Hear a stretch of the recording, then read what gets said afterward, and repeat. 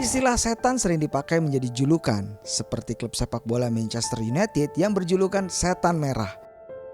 Selain itu, julukan juga muncul di tengah masyarakat. Istilah setan bermata biru adalah julukan rasial yang muncul di beberapa komunitas masyarakat Asia.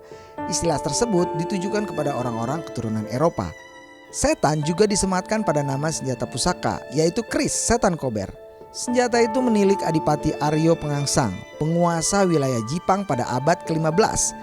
Penguasa kerajaan Jipang atau Kabupaten Blora di Jawa Tengah sekarang itu sedang terlibat duel dengan Sutawijaya, penguasa kerajaan Pajang di dekat kota Solo.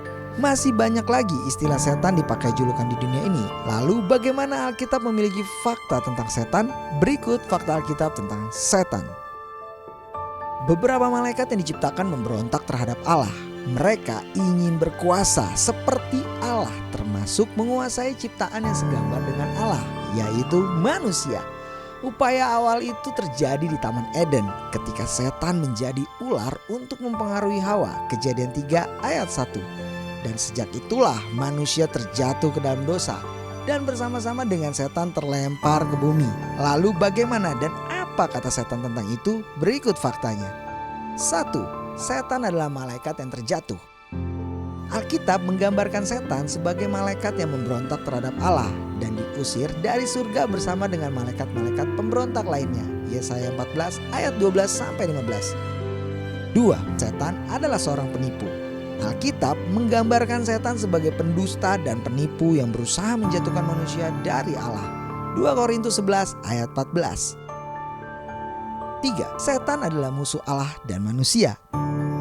Alkitab menggambarkan bahwa setan menentang Allah dan berusaha mencelakakan manusia. 1 Petrus 5 ayat 8. 4.